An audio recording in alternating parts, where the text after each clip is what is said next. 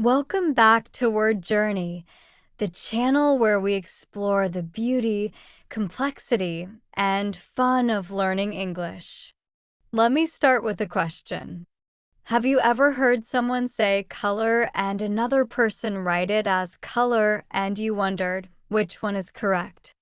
Or maybe you heard someone say apartment and someone else say flat and you thought, why are there two different words for the same thing?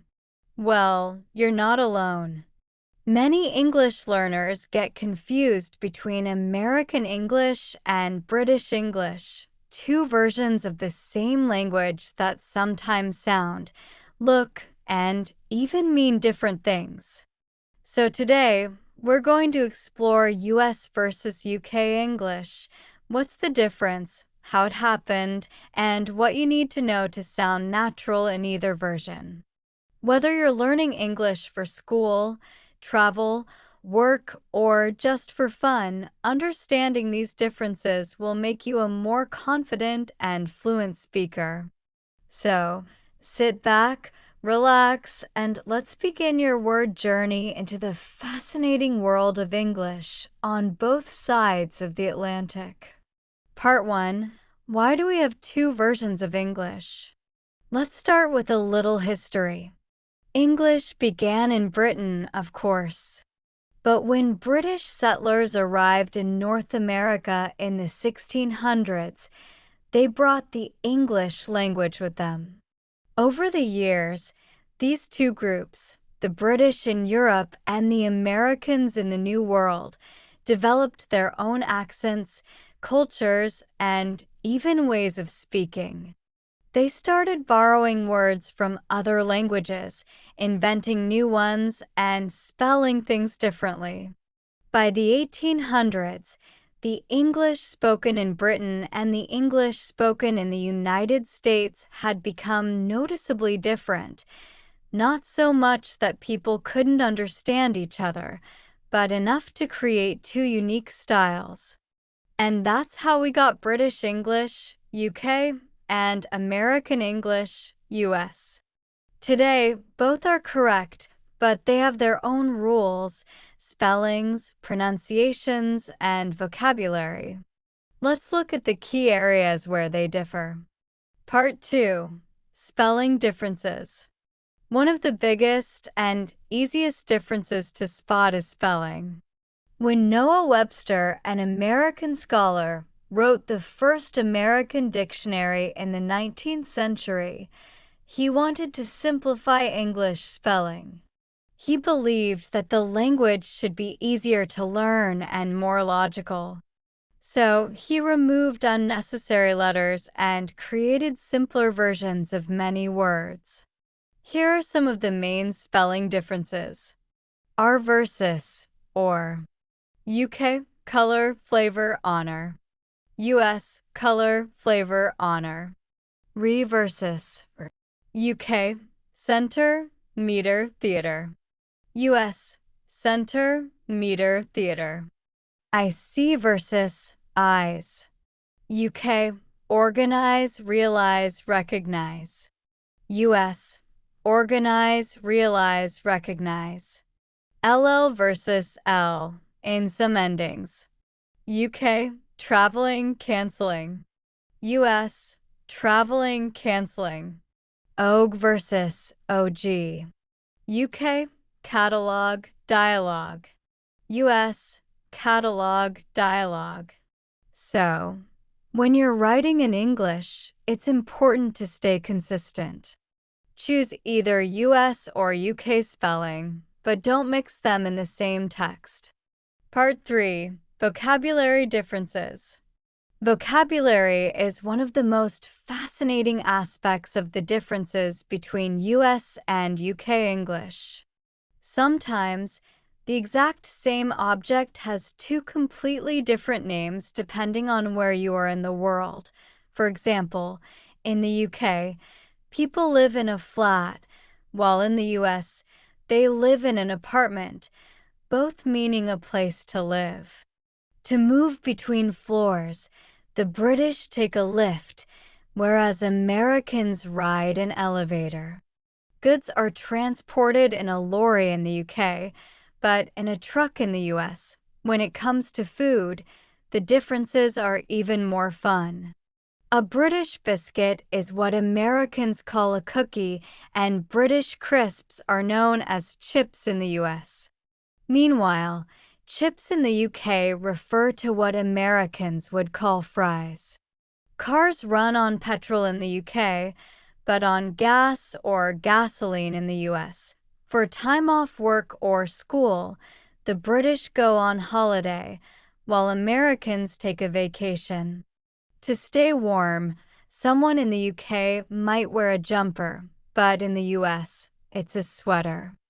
Sports shoes are called trainers in the UK and sneakers in the US. And when waiting your turn, Brits stand in a queue, while Americans wait in a line. In entertainment, the British watch a film, while Americans see a movie. Waste material is called rubbish in the UK and trash or garbage in the US. Clothes go in a wardrobe in Britain and a closet in America. Babies wear nappies in the UK and diapers in the US. Parking spaces are found in a car park in the UK and a parking lot in the US. Drivers travel on motorways in Britain and freeways or highways in the States. To see in the dark, you'd use a torch in the UK or a flashlight in the US. Water comes from a tap in Britain and a faucet in America. And to keep track of times and events, the British follow a timetable, while Americans check a schedule. As you can see, the differences are everywhere. Whether you travel from London to New York or from Los Angeles to Manchester, you'll likely smile at these delightful contrasts. But don't worry, both versions are correct, and most native speakers easily understand each other. Part 4. Pronunciation Differences. Now let's talk about pronunciation, the way words sound. American and British accents are distinct, not just in how they sound, but also in rhythm, tone, and stress patterns. Let's look at some key pronunciation differences. The R sound. In American English, the R at the end of a word is pronounced. Example, car sounds like car. In British English, the R at the end is usually silent. Example, car sounds like CH. The A sound. In American English, words like dance and path use a short A sound, like cat. In British English, they use a longer ah sound, like father. So, Americans say dance and path, while the British say dance and path. Stress patterns. Some words are stressed differently. American, advertisement. British, advertisement. Vowel sounds. American English often uses a flatter vowel sound. British English tends to round the vowels more. For example, American, hot, HAHT. British, hot hort. These differences make each accent unique, musical, and fascinating. Part 5. Grammar differences.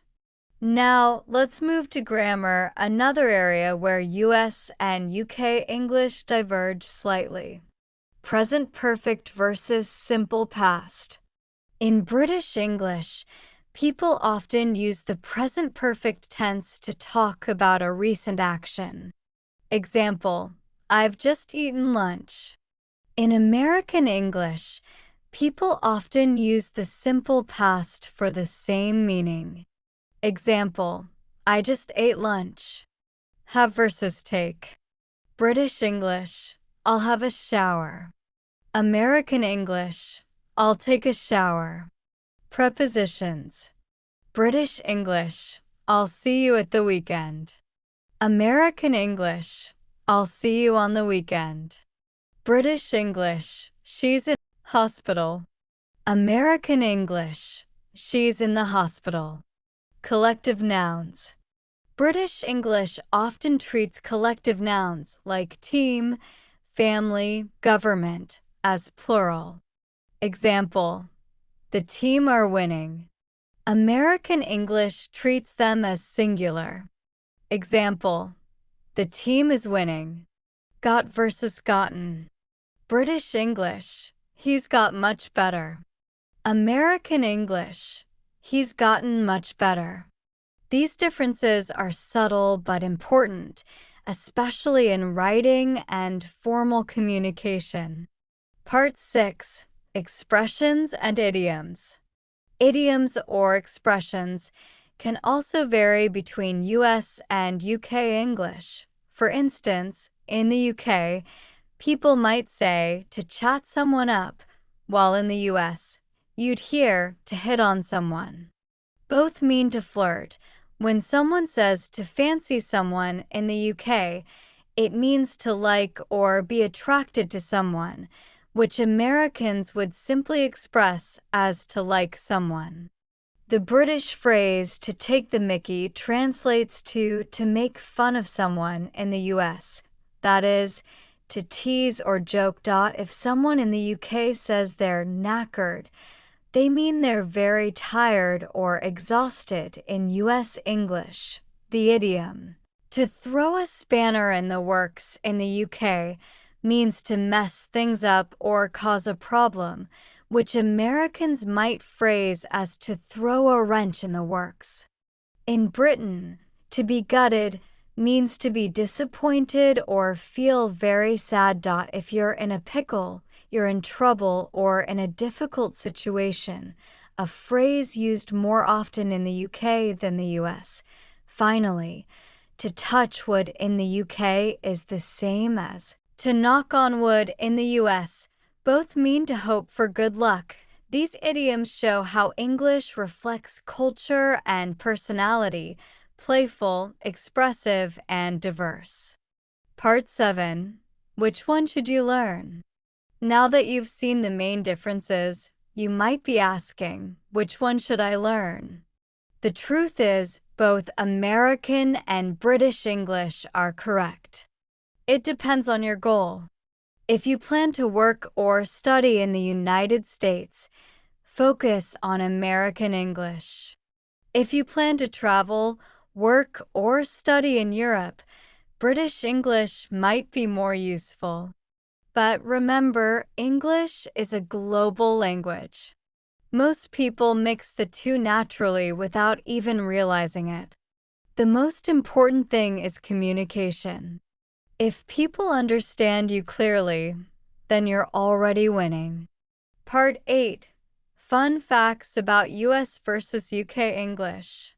Let's end with a few fun facts. Elevator versus lift. Both come from the same idea, something that lifts you up. Americans made it a noun. The British kept the descriptive word. Cookie versus biscuit. Biscuit originally meant twice baked in French. Americans used cookie from the Dutch word koekje, meaning little cake. Pants versus trousers in the UK. Pants means underwear. So, if you say, I like your pants in London, be prepared for a confused look. Football versus soccer. What Americans call soccer was once called association football in Britain. The nickname soccer actually started in England. Language evolves with culture, and that's what makes English so fascinating. Conclusion. So, what have we learned today? The difference between US and UK English lies in spelling, vocabulary, pronunciation, grammar, and expressions. But despite these differences, both versions share the same roots: communication, expression, and connection. Whether you say color or color, apartment or flat, movie or film, remember, it's all English and it's all beautiful. If you enjoyed this video and learned something new, make sure to like this video, subscribe to Word Journey, and turn on notifications so you never miss another lesson. Now tell me in the comments, which version of English do you prefer, American or British, and why? Thank you for watching, and remember, every word you learn brings you one step closer to mastering the journey of English. See you in the next video, right here on Word Journey.